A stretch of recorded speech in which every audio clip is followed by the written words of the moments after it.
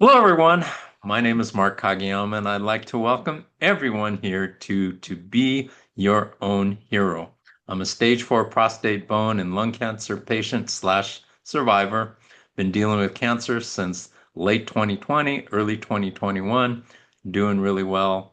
And I am absolutely thrilled to have an incredible guest today. And I'd like to introduce her right now. And right now she's in Atlanta, but she's going back to my native Southern California soon. And her name is Teona Ducre. Teona, please introduce yourself and tell us a little bit about who you are. And we're going to get into a great interview. Sure, Mark. Thank you so much for having me on today. This is really exciting to be with another survivor or thriver, as I like to say. So thank you again for having me here. But as you already said, my name is Teona Ducre. I live in Atlanta right now. And yes, I am, in fact, going to the West Coast probably in about 6 months. So being excited to be funning in the sun in Southern California. I am an almost 10-year pancreatic cancer survivor. I was diagnosed with stage 3 adenocarcinoma when I was 41 years old back in April of 2016, April 1st of 2016. Wow, that's great. So let's go back to that time. Uh, Tell us what was going on in your life. And you had shared a little bit about that with me earlier. So let's kind of go back in time a little bit and find out where you were at in your life and what was going on. So, April of 2016, April 1st, April Fool's Day, was actually a very chill day, or at least I thought it was going to be. I was a teacher then. I was a special ed teacher. I had two kids, 13 and 15 at the time, and I was looking forward to a nice, relaxing spring break, going to the beach. I had a date that day, so I was kind of excited about that. And lo and behold, I got a very frantic call from a doctor that I had seen the day before, who actually thought that I had an ulcer. And she had requested to do a scan just because she said, I think it's an ulcer, but we just kind of want to make sure this is acting like an ulcer, sounds like an ulcer, probably an ulcer, not a big deal. We'll give you some medicine, everything will be fine. But she called me the next morning, very frantic, and she said, I normally wouldn't do this over the phone. But this is not an ulcer. This is a growth, a large growth. Looks like about 7 centimeters or so on your pancreas. And at the moment, I had to think, what's a pancreas? What does that do, right? What is that? Where is that in your body? And I was kind of trying to put it together. And I said, okay, what does that mean? Is this like a big deal? And she said, well, kind of. She said, I'm going to need you to go like to a hospital to see an oncologist. And I said, okay, why? And she said, well, Tiona, it could be cancer. And she said, and again, I normally wouldn't do this over the phone, but it's urgent that I've already scheduled an appointment for you to see an oncologist like within the next 2 hours or something like that. And I was like, whoa, wait, what? And at the time, Steve Jobs had not died too long before that. And that was what rang the little bell in my head, like, oh, pancreatic cancer? No way. And I think just a flood of different things went through my head. My kids, my mom, I'm an only child, and I thought, oh, she's going to take this really hard. Like, I think in a matter of 15 seconds flat before I'd even gotten off the phone with this doctor, I had like 20 different thoughts going through my head, aside from the fact that this is very inopportune timing. It's like spring break. I only get like one break, and I'm going on, I'm going to the beach. This is not good timing. But lo and behold, went to the oncologist. That initial visit, the doctor actually said, hey, listen, I don't think this is even pancreatic cancer. You're very young. There's no history. I think it's probably just some kind of water-based cyst, maybe. And it was very large. And he said, come back in a few weeks. My partner deals with these. He's on spring break, like everybody else, like I was supposed to be. But my mom, in her infinite wisdom, said, I don't think so. You need to get a second or third or fourth or fifth opinion. We're not just going to drop this and have you wait 2 to 3 weeks. And thank goodness that she did push me to go find another doctor, because the minute I did, that doctor said, I am 99.9% sure this is a solid tumor and it probably is pancreatic cancer, and we're going to need to move quickly. So that was how the whole thing started. Wow. So talk to me about what was going through your mind when you heard those words. What was, you know, I always love to hear how people react, and it tells me a lot, really, about the person, how they react to a cancer diagnosis. So when I got that first phone call, it was April Fool's Day, and my literal initial thought was, this is a crappy joke, not funny at all. Um, there was a few weeks between the time that I got that initial call and then when I had the official "this is cancer." It was about two weeks or so. Um, s- Thankfully, I had a really great surgeon who had kind of prepared me for saying, "Hey, we won't get the official." There was like, a battery of, how that goes. There's all these tests and things run, and he said, "Listen, we're probably not going to get the official diagnosis, and this is really just for your insurance so that we can treat you." And he says, "But again, I think this is cancer." And I think it's pancreatic cancer specifically. And he said, and this is a tough cancer. And as he was telling me, I was thinking, oof, you know, like I said, I remembered that Steve Jobs had died seemingly very suddenly. I know his diagnosis had kind of gone on for a while before it became public, but I thought, well, this could be bad. Um, and then I was thinking to myself, this just isn't happening. There's no way this is happening. I was relatively healthy. Um, I had been trying to lose weight. Everybody's always in the gym and stuff like that, trying to lose weight. So when I did start to lose weight, I thought, yes, I'm meeting my goals. Nothing triggered that, oh, you have cancer and that's why you're losing weight. That wasn't even a thought in my head. I just thought, I am so awesome. I am meeting my goals, right? Look how quick the weight is coming off. Great trainer. But indeed, it was cancer. So I think a lot of what I was thinking was disbelief. I think I was still very shocked to the point where in my head I was literally going, I have things to do. I don't have time to have cancer right now. I've got things that I'm supposed to be doing. I've got kids. My son has football. All of these things were happening in my life at the time I was teaching. Um, and it just seemed like this can't be happening. And it certainly can't be happening to me. But by the time April 16th rolled around and I was getting a port put in my chest and, talking to the oncologist, I thought, this really is happening. I'll share this really quickly. I remember I had to go to like 3 or 4 different doctors before I found somebody that would actually take my case. At the time, the survival rate was like, it had just gone from 5 to 7%. So I think a lot of oncologists were actually very pensive about taking a case, in particular, one that was later stage. Like I said, I was 3B, so had already spread to the lymph nodes by that time. And it was really hard to find somebody to take my case. Um, when I did find somebody, I was at Winship Cancer here in Atlanta, and I remember walking through the doors and seeing they have like a big marquee, like on the inside, it's, Winship Cancer. And I hadn't gotten the diagnosis quite just yet. And I said, oh, I'm not going to be a patient here. This is the only time I'm going to come here. And by the time I actually talk to this doctor, he's going to say, Teona, you're fine. And I remember calling my mom saying, oh, I'm at this place and, it's a cancer center. I said, but this is the only time I'm ever going to be here in my life.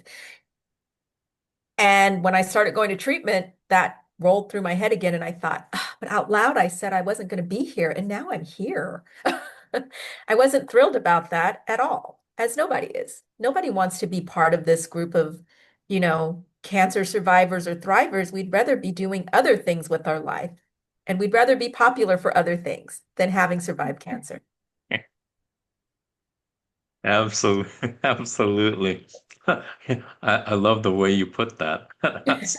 That's really great. That was a joke with my kids. I was like not popular in high school. I was a nerd and, I definitely wasn't popular later in life. I was just kind of, going along life. And I remember telling my kids, they were like, you're very popular. You were doing all these interviews and everybody knows who you are. And I was like, there was a lot of cool things about me and cancer is not one of them. Why do I have to be popular because of cancer? This is not cool. Had other cool things. They were like, "Mm, not really." So, how did you deal with your cancer and your kids? I mean, were Yeah. you open with them? Did you tell them right away? How did that go? I was open with them. And like I said, I'm a bit of a nerd. I research everything. So I went online immediately and I found articles and books and things how to tell your kids that you have cancer. And all of the research said that you do have to be honest with them. You do need to tell them, in particular at the age that my kids were. They were young, but they were teenagers. So they were very well aware of what was going on. They knew I was sick. Um, and my son was with me at the time, and my daughter actually was in New Mexico with her dad. So it was kind of a weird situation because they weren't together. So when I got the diagnosis, I had already talked to their dad and I said, hey, listen, I think this is really happening. I said, we need to tell the kids. So we got on a call. My son was sitting with me in my bedroom on the bed, and he kind of already knew. Like, I think he could just tell because I was gone a lot that week and I had started to get really, really sick, like just daily. I was getting very sick. So he kind of picked up that something was wrong. My daughter was younger and far away, so she couldn't physically see me. And we made the decision that we were going to tell them over the phone. And my son was in the room with me, and we had kind of like a family conversation about it and just said, hey, this is what's happening. I said, the statistics are not great, but I'm going to beat this. It's going to be okay. And I said, and we're just all going to have to work really, really hard to make sure that I'm getting the best treatment and that I do the things. And my son was kind of, he was, I don't want to say he was dismissive, but in his head, he said later in an interview that he was thinking, okay, my mom is very difficult, and there's no way she's going to let cancer take her out. Like he was like, she's just very stubborn. So like in his head, he said he kind of didn't take it seriously almost that he just thought, this is my mother and she's going to be fine. And this isn't even a thing. My daughter, on the other hand, was she's very intuitive, right? And when she came a couple of months later to see me, she looked me straight in the face. And I actually blogged about this. We were at dinner one night and, I was trying to be upbeat and, hey, everything's great and don't worry. And my hair, by that time that I saw her, I had already like cut it because it was already starting to get really thin and stuff like that from treatment. And she said, so I read online, Mom. I've looked at all the statistics. And she said, you're going to die. We're just waiting for it to happen.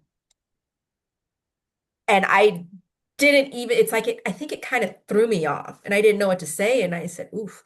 And I said, well, you're right. I am going to die someday, but not like this and not anytime soon.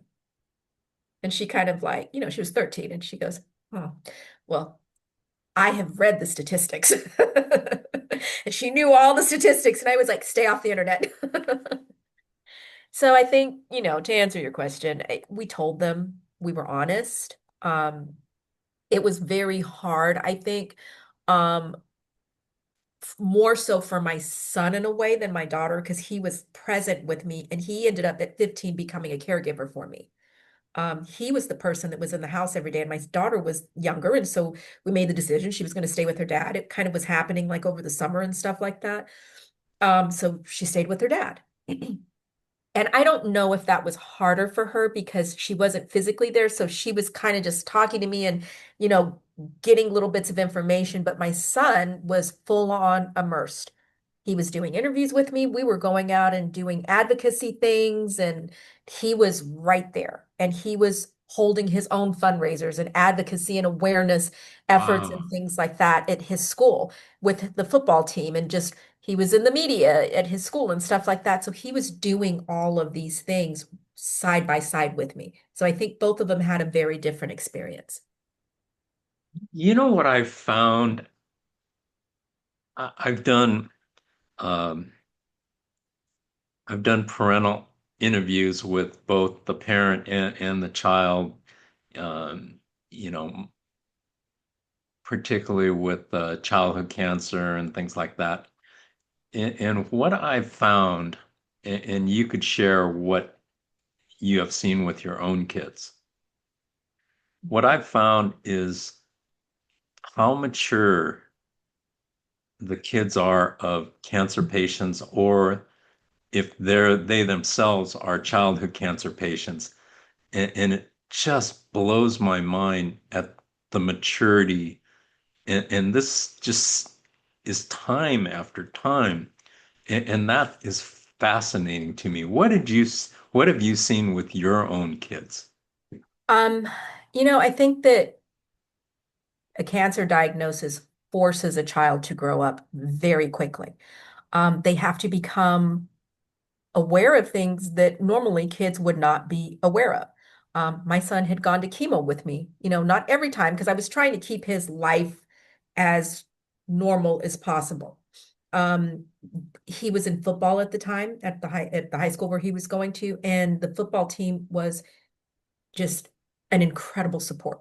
I mean, that team, they were just my heart in so many ways because I watched them rally around him, the coaches, the parents, the boys. And it was just in this very sad, crazy, chaotic situation, genuinely one of the most beautiful things I have ever seen. So it wasn't just my kid that grew up, it was that whole football team. The class of 2019 grew up a lot during that Wow. sophomore year. And they grew up to be kind, compassionate, considerate. And I think they were already that, but it really showed. I was at every single football game. They actually went to they went undefeated that year. And I'm a big sports fan, and so I was at every game. I was the photographer for several years before that for the team. I maintained that. I was at every game, and the boys would literally, I would get out of chemo and I would have I had a like a port with a catheter that would have the chemo dripping. And so I'd go to the infusion center and then I'd have to bring it home for like, I don't know, 2, 3 days. And as soon as I got out of chemo, I would go to the track because it was always during football. It was during the week, right? And I'd be walking around the track with my chemo and, snapping pictures and this and that. And they'd be, go, Misty, go, Misty, go, Misty. I'm like, you guys are supposed to be concentrating on football right now. You know what I mean? But they were there cheering me on. Um, and it was amazing. So I think that kids do develop a different sense of self. I think they develop a sense of awareness about the world around them, how fragile life is, but also the other side of that is I think that as amazing as it is, I have seen in both of my children, they developed anxiety. They are not as much anymore, but they were terrified. I mean, like I would sneeze and they're like, are you okay? What's wrong? Our joke was my pinky would hurt. And it's like, oh my God, do you have pinky cancer? You know what I mean? It's like, no, that's not a thing, right? But I think that we have to really, as adults, we have to pay attention to the toll that it takes on kids. Because while they're being rock stars to be supportive, they are still children. And the thought of death is not something that I think a lot of kids really think about, like with their parents, especially at that age. And losing a parent potentially to cancer is something that never leaves them. Well, wow, that is just I just love what you just said. I mean, about the football team and the kids growing up and that is fantastic. Um, so let's go a little bit further on in your journey. So you've been diagnosed and so you're a longtime survivor now. So what happened next in your journey that was a milestone? I think there was a lot of different steps along the way. Getting through chemo was part of it. Then there was, and let me go back real quick to say, like, when I got diagnosed and, everything was official, uh, the surgeon, he said, Teona, listen, I gotta tell you, we know the statistics and everything. He says, so if you are able to get through chemo. And he said, because chemo is brutal. I'm not going to lie to you. He said, and a lot of people don't make it through because they stop the treatment because it's that brutal, right? He said, if we can shrink the tumor, if we can get you to surgery, if we can get you out of surgery, if all of that happens and the disease doesn't progress, we have a really, really good shot at getting you to 19 months. And I was like, 19 months? And he goes, 21.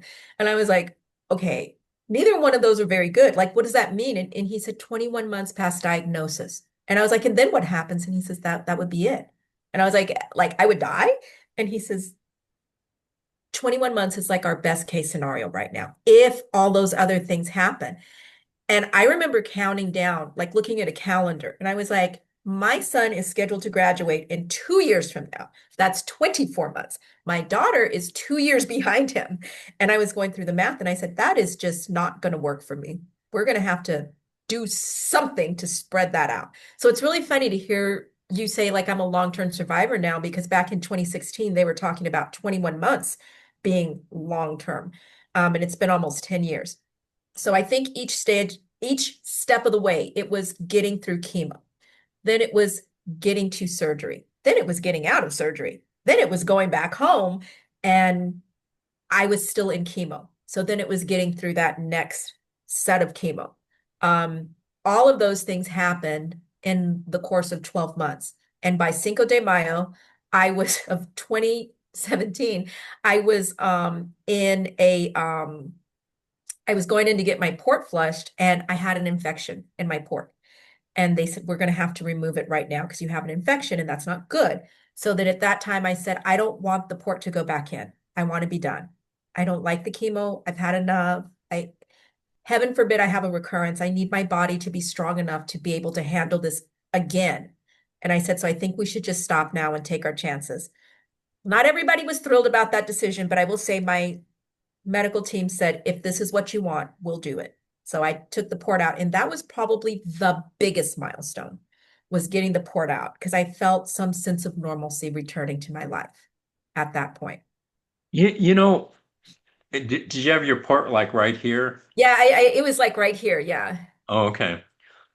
You know that I had a port myself, Hmm. and I didn't want to get a port. In fact, I thought the nurses were lazy in the fact that, uh, because there was always, in my mind, there was always a vein that could be found, to stick, and you just don't know what the medical field is going to do, but they just decided they made me get a port. Hmm. When they would inject it into the port, I mean, that was really painful. Was yours Yeah. painful? It was very painful. And Yeah. it wasn't until like April that somebody else that I knew that had cancer said, why don't you have a lidocaine patch for that? And I was like, for what? And she said, oh, put the lidocaine patch on like right before, and that will help. It won't hurt. But by that time, it was like so raw from having to, you know what I mean, access the port so many times. I was like, that's not even going to do anything at this point. But it was painful.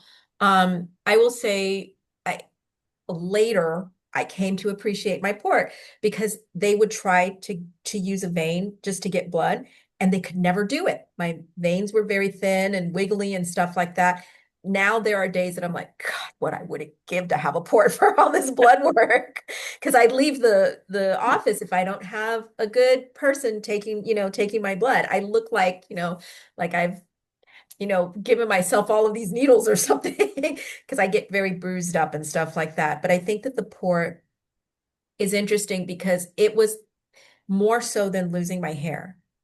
The port was the symbol that I had cancer.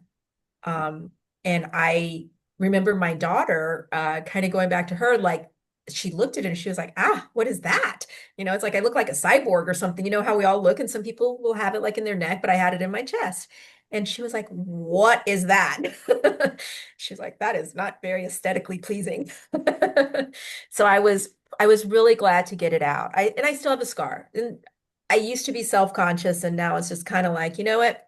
Let it all hang out. It's like, you see me, you see my port, and it's fine. I had just gotten my port out, and then I was going to get a procedure at the hospital, and it was like really early in the morning. It was like my appointment was like I had to be there at like 5:30 in the morning or something like that. So the guy who was taking my blood, he looked like he was asleep. He just looked like he Maybe at just woke Starbucks. up. Yeah, and I'm like, are you okay? And he goes, oh yeah, I'm fine. This is the way I am in the morning. And so I was having my blood drawn at that time. And so, he gets over and he does all his thing, wrap me and then he sticks me and then all of a sudden his eyes get real big and he pulls out the needle and I mean blood is Ah, flying everywhere. I'm like, what the? He goes, and then all of a sudden he wakes up, and he's going and he's panicking, and he's trying to stop it and like blood his whole shirt was oh bloodied my God. and my whole arm was blood. I mean, there was blood everywhere. And then he has the audacity to say, I've never done that before. That does not endear me to you right No, now. yeah, exactly, exactly. And I'm like, oh my goodness. And so I every time I saw that guy, I was like, you're not getting anywhere near me. We all So, have our favorites. oh And yes. like Oh yeah. those ones that we don't like, they're the same. There are people that I'm like, oh no, no, no, no, no, not you, pal. I one of my people that would draw the blood, she would say, she says, cancer patients are the like the bossiest, right? When it comes to drawing blood, they will tell you exactly where, exactly how, they'll calm your nerves. And I've done that where I've had somebody that's new and I'm like, it's gonna be okay. Just breathe with me and just stick it right in. I had this one uh person who was drawing blood and I knew I was really nervous because I knew she was new. And she's like, she's feeling for her vein and she's looking and she sticks it once, not good, sticks again, not good. I'm like, can you please get somebody else? I mean, and she goes, okay, okay, no problem. So, so I mean, I'll get anybody a couple of shots, but man, if you haven't made it by the second one, Yeah, we're done. yeah, we're actually done. Tiona, Yeah. I was wondering if you would like to come back and shoot a part two, because I know we're not anywhere near done with your story. Would you be willing to do that? Oh yeah, of course, of course. Okay, that's awesome. And I Uh, promise I'll be on time this time. I wasn't gonna go there. I'm gonna claim chemo brain. Like, I have one uh, final question for you for today. yeah. Um, if you had, whatever powers that you would want for this question to manifest, how would you help make the world a better place? If I had one power, um, I think it would be just to be smart enough and rich enough to cure all of the illnesses that we have. Cancer is terrible. It's terrible for everybody. Um, and I think that any illness manifests itself in the body through our life choices a lot of times. And we've talked about that a little bit, through stresses in our environment, not just chemical stresses to our body. And I really wish that I would have the knowledge or the funds or whatever it would take to just remove all of those things so that we could just be healthy and live our lives. Because I think that's what everybody wants. We all want health. And I do believe it's people say it all the time, health is wealth. Absolutely. I love that. That was a great answer. Really good answer. And I have people, I hit them with that question. It's like, okay, that's a good question. And they're thinking, and you could see the wheels turning and everything like that. But that was beautiful. I love that. Thank you Uh, for asking. Tiona, thank you so much for a wonderful part one. And we're gonna come back and shoot a part two. Uh, I really appreciate it, and we're gonna have some more fun exploring and listening to your more of your story.